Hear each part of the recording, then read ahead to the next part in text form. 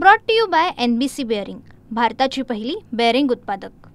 आपल्यासोबत अविनाश अभ्यंकर आपण त्यांच्याशी बातचीत करणार आहोत। आज मेळावा झाला, अत्यंत महत्त्वाचा होता। आज देखील राजगर्जना सर्व पदाधिकाऱ्यांना ऐकायला मिळाली। कशा पद्धतीने राज ठाकरे यांनी सगळ्यांचं मार्गदर्शन केलेलं आहे, काय सूचना दिल्यात? ती नुसती राजगर्जना नव्हती, ती राजभाषा होती, तो राजविचार होता।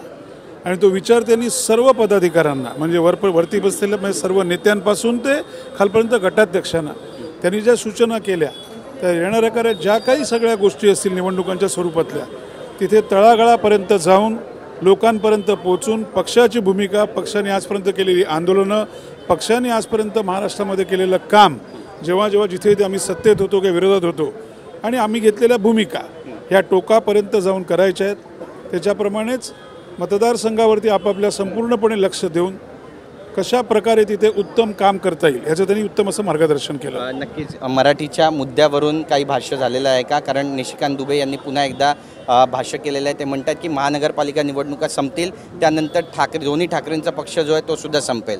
कसं आहे, त्यांना काय बोलायचं ना, तो वाचाळवीरच आहे माणूस। आता त्यांच्याबद्दल बोलून सुद्धा कंटाळा आला आहे। ते जे कोण दुबे तुम्ही म्हणताय खासदार आहेत, ते स्वतःचं राज्य मोठं करता येत नाही, दुसऱ्यांना शिकवतात काय करायचं। आणि राजसाहेब ठाकरे आणि मराठी ह्याच्यावर चर्चासुद्धा होऊ शकत नाही। राजसाहेब ठाकरे म्हणजेच मराठीचा विषय, म्हणजेच मराठी भाषेचा विषय, म्हणजेच मराठी संस्कृतीचा विषय, म्हणजेच मराठी सणांचा विषय।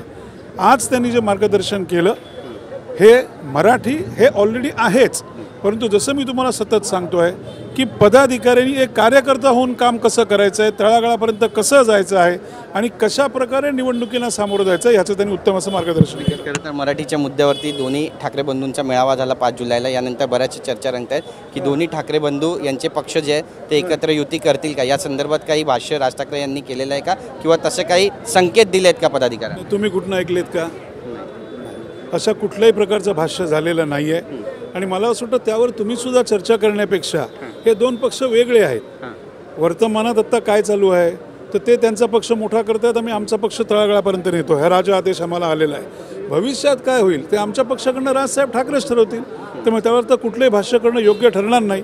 परंतु जो निर्णय राजसाहेब ठाकरे घेतील तो या महाराष्ट्राचा हिताचा असेल, मराठी माणसाच्या भलाचा असेल। मराठी भाषेचा जो मुद्दा आहे याला घेऊन आता शिवसेना सुद्धा तितकीच आक्रमक होताना पाहायला मिळते। उद्धव ठाकरे त्यांच्या पक्षाचे प्रवक्ते खासदार आहेत संजय राऊत, ते म्हणतात की मराठी भाषेच्या मुद्द्यावरती आम्ही आक्रमकच भूमिका घेऊ, कुणाला काय उखडायचं ते उखडा। त्यामुळे भविष्यामध्ये मनसेची पण अशीच काही भूमिका असणार का? मला वाटतं मनसे भूमिका 19 वर्ष अशीच आहे।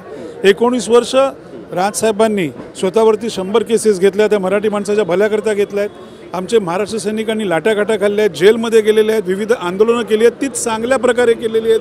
त्यामुळे आमची भूमिका ही पहिल्यापासून आहे। दुर्दैव असं आहे की महाराष्ट्रात आम्हाला तुमच्या माध्यमातून सत्ताधाऱ्यांना सांगायला लागतं आहे की मराठीची भूमिका घ्या, हे दुर्दैव आहे।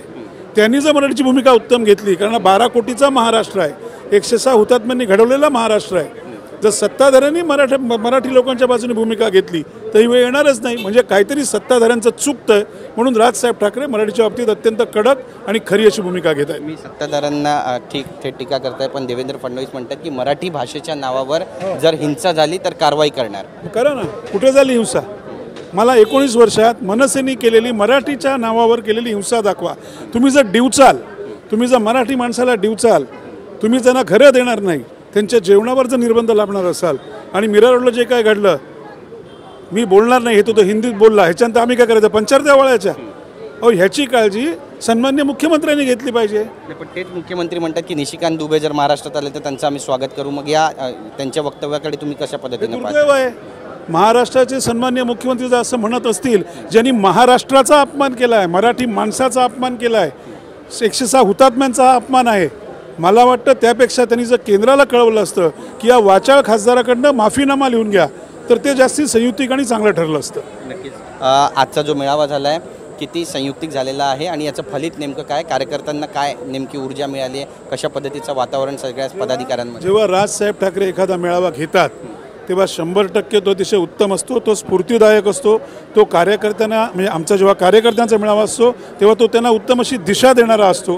त्याप्रमाणे राजसाहेब ठाकरे बोलले आणि त्यांनी जे मांडलं त्यावर हा मनसेचा महाराष्ट्र सैनिक आहे। राजसाहेबांनी एकदा सांगितलं करायचं आहे की त्याच्यामध्ये बदल होत नाही, लक्षात ठेवा। तो संपूर्ण त्याची ताकद लावून ती गोष्ट तळागाळापर्यंत नेतो। नगरपालिकेसाठी मनसेने आता कंबर कसली असं म्हणावं? पहिल्यापासूनच कसली आहे, तुम्हाला आज दिसली असेल। आणि आज ती मिळवायच्या माध्यमातून सगळ्या महाराष्ट्राने पाहिली. नक्की धन्यवाद आमच्याशी बातचीत केल्याबद्दल. तर आपण पाहतोय आपले इरादे मनसुबे या ठिकाणी अविनाश अभ्यंकर यांनी सुद्धा व्यक्त केलेले आहेत. आत्मविश्वास दिसतो त्यांच्या बोलण्यातून आणि त्यासोबतच म्हणतायत की मनसेनं कंबर कसलेली आहे आज मेळाव्याच्या माध्यमातून ती सगळ्यांना दिसते. कॅमेरा पर्सन योगेश गुरवसह Girish Gaikwad TV9 Marathi Mumbai. Brought to you by NBC bearing, भारताची पहिली बेअरिंग उत्पादक.